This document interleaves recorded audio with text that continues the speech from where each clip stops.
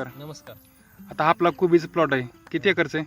हे अर्धा acre plot आहे कोबीचा. तेव्हासाठी आपण सॉइल चार्जर वापरला. अनुभव गवत येत नाही आणि लावल्या का लगेच त्याची मुळे चालू झाली कोबी. 20 लिटर पंपाला 1 लिटर सॉइल ओतलं. 3 पंप अर्धा एकरात मारले लावायचे आहेत. कोबी लावून झाला, चिटक लावी लगी आणि 15-20 दिवसांनी खुरपणच केलं नाही आपण. महत्वाचं काय सांगता? हा गवत झालं. परत मग 20-25 दिवसांनी अजून मधनं तसंच मारलं हा पंपाने.